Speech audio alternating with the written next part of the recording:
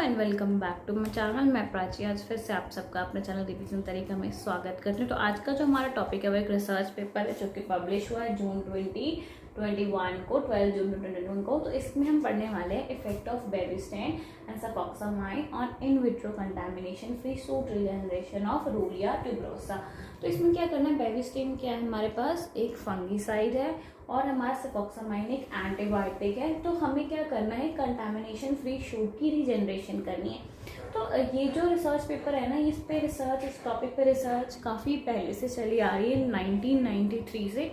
तो इसमें हर साल जो इम्प्रूवमेंट या कुछ भी होता है वो ये पब्लिश करते रहते हैं। तो अभी मैं 2021 के से पिछले का जो रिजल्ट है उससे भी आपको रिलेट करने की कोशिश करूँगी। तो सबसे पहले मुझे ये बताना है कि हमने यहाँ पे ये रूलिया ट्यूबरोसा फ्लावर ही क्यों लिया, बेबिस्टैटिन ही क्यों लिया, सफॉक्सामाइड ही क्यों लिया, क्योंकि हमारे पास इससे पहले ही हमारे कुछ एंटीमाइक्रोबियल एजेंट्स ऑलरेडी प्रेजेंट है जो कि हेल्प करते हैं हमारे माइक्रोप्रोपगेशन टेक्निक्स में कंटामिनेशन फ्री क्लोन्स बनाने में। तो यहाँ पे हमने आज का टॉपिक ये है कि हमें बेबिस्टैटिन लेना है। तो बेबिस्टैटिन जो अमॉन्ग और अदर डिकंटामिनेंट्स के साथ टेस्ट हुआ है, तो बेबिस्टैटिन बहुत ही इफेक्टिव और इसकी जो सर्वाइवल रेट है वो भी काफ़ी अच्छी पाई गई है अदर के कंपैरिजन में। सफॉक्सामाइड अ काइंड ऑफ एंटीबायोटिक है। और रूलिया ट्यूबरोसा क्यों लिया है हमने, रूलिया ट्यूबरोसा इसीलिए लिया है क्योंकि ये जो फील्ड ग्रोन काफ़ी अच्छा, मतलब इसकी जो कैपेबिलिटी होती है ना, जो फील्ड ग्रोन रूलिया ट्यूबरोसा होता है वो डायरेक्ट ऑर्गेनोजेनेसिस से होल एक्सप्लांट कल्चर को ग्रो कर सकता है, इसकी ये क्वालिटी होती है।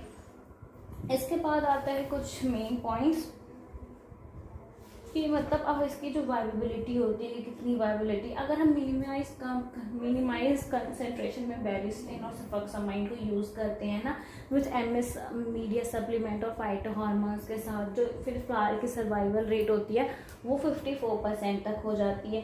अगर हम कोई और बेबिस्टैटिन की जगह कोई और चीज़ लेते हैं तो उनकी सर्वाइवल रेट इतनी ज़्यादा नहीं हो पाती है। फिर अब हमने क्या करना है, these finding clearly show the low concentration of bavistatin and cefoxamide were not only non toxic but facilitated bud regeneration. अब तो ये पता है कि नॉन टॉक्सिक है, उसके साथ साथ ये बर्ड की रीजनरेशन भी करती है।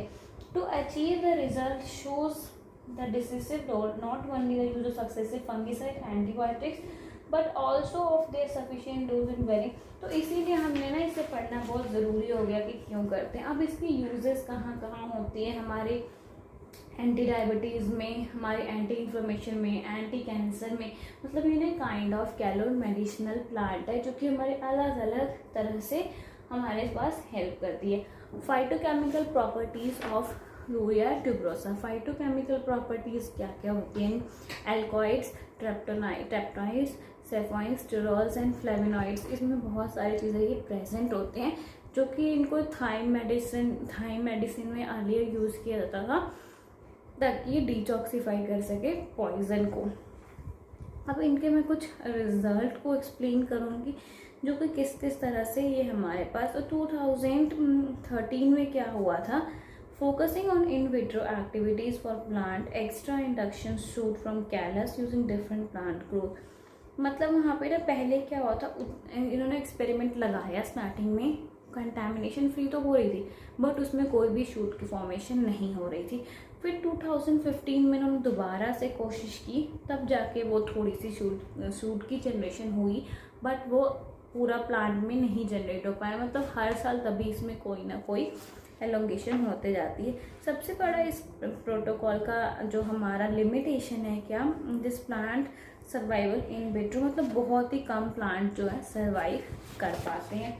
फिर इनकी जो भी हमारे प्रोसीजर होता है, प्रोसीजर में क्या होता है, सबसे पहले हमें जो रूलिया ट्यूबरोसा है उसको एक्सप्लांट की तरह कलेक्ट करना है, सरफेस स्टेरिलाइजेशन करनी है, मीडिया प्रोवाइड करना है। मीडिया प्रोवाइड करने के साथ साथ हमें इसकी शूट फॉर्मेशन, शूट जो भी चीज़ें हैं बाकी सब ना, जो भी फॉर्मूलाज वगैरह है उससे हम कैलकुलेट कर सकते हैं कि नंबर ऑफ़ एक्सप्लांट जो भी सर्वाइव हुए उसके upon total number of explant हमने जितने यूज़ किए फिर मल्टीप्लाई करेंगे तो हमारे पास इस फॉर्मूला से आ सकता है कि हमने कितना उसको कैलकुलेट किया। फिर इसका कंक्लूजन क्या आएगा, बैप और नैम जो है वो इंक्रीज़ करते हैं हमारी शूट की रीजनरेशन वगैरह में। तो इस तरह से हमारा जो ये रिसर्च आर्टिकल है इसको हम काफ़ी इफेक्टिव वे में समझ सकते हैं। मैंने इसको बहुत ही शॉर्ट में समझाने की कोशिश की, वैसे तो ये काफ़ी लंबा आर्टिकल है कि मतलब जो बेबिस्टेन और सफक्सामाइन है ये हमारे लिए बहुत ही यूज़फुल है और इससे हम कंटेमिनेटेड फ्री शूट की रीजनरेशन करे जा रहे हैं। और इस पर हर साल कोई ना कोई आर्टिकल आ रहा है,